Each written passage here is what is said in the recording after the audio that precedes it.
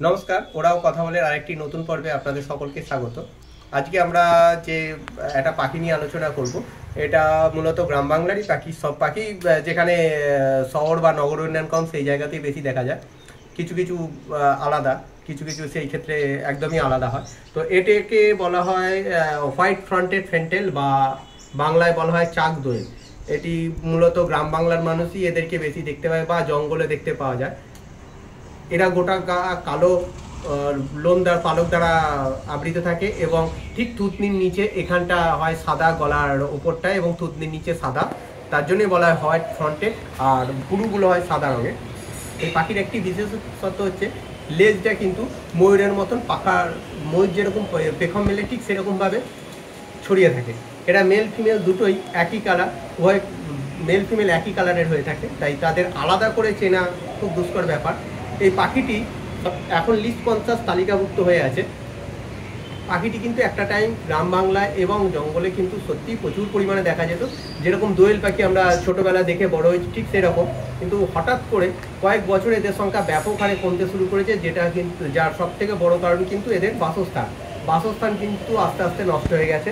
এই পাখি গাছের পুরনো এই পেয়ারা বা এরকম কিছু কিছু গাছের ডাল আছে যেগুলোতে ত্রিকোণা মতন যে ডালগুলো ওঠে, ঠিক সেই সব জায়গাতে এরা বাসাটা করে থাকে এবং 3টে থেকে 4টে গোলাকার ডিম পেড়ে থাকে। মেল ফিমেল উভয় বাচ্চা মানুষ করে এবং তারা আস্তে আস্তে পরিবেশে ফিরে দেয়। সেই সংখ্যক যে গাছগুলো ওরা বাসা করে সেই রকম জায়গাগুলো আস্তে আস্তে নষ্ট হয়ে যাচ্ছে বলেই কিন্তু এদের আস্তে আস্তে সংখ্যাটাও কমতে শুরু করেছে। এবং এই পাখিটির পরিবেশে একটি ভূমিকা বলতে সেটা হচ্ছে চাষের ওপরে কিন্তু খুব ভালো হেল্প করে। ঠিক যেরকম এই আপনার আগস্ট থেকে এই মার্চের পরে বর্ষার আগে থেকে একদম আগস্ট অবধি এদের ব্রিডিং টাইম। এই টাইমে কিন্তু যে চাষের জমিগুলো সেখানে যে পোকাগুলো হয় বা আপনার শুয়োপোকা যেগুলো হয় সেটা হচ্ছে ওদের কিন্তু প্রধান খাবার। বা এই এখন আমের একটা পোকা, ছোট ছোট মাছির মতো পোকা, এগুলো হচ্ছে ওদের প্রিয় খাবার। এই খাবারগুলোর জন্য এখনো যদি এই পাখিগুলোকে দেখতে পাওয়া যায়, সেটা কিন্তু ম্যাক্সিমাম দেখবেন আম গাছকে কেন্দ্র করে এরা থাকে। তো আমের চাষ বা ফলন রক্ষা করার জন্য বা আমটাকে রক্ষা করার জন্য কিন্তু এই পাখির একটা বিরাট ভূমিকা। আস্তে আস্তে কিন্তু এদের সংখ্যা কমছে বলে আমেরও কিন্তু এত রোগ বা এইসব মাছির প্রবলেমগুলো আস্তে আস্তে বাড়ছে।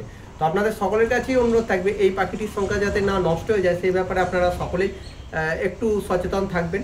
তাহলে এই পাখিটি যত থাকবে আমাদের চাষিদের খুব সুবিধা। সব থেকে বললাম তো যে এরকম আম চাষে আপনাদের একটা খুব ছোট্ট উদাহরণ দিলাম আম চাষিদের ক্ষেত্রে।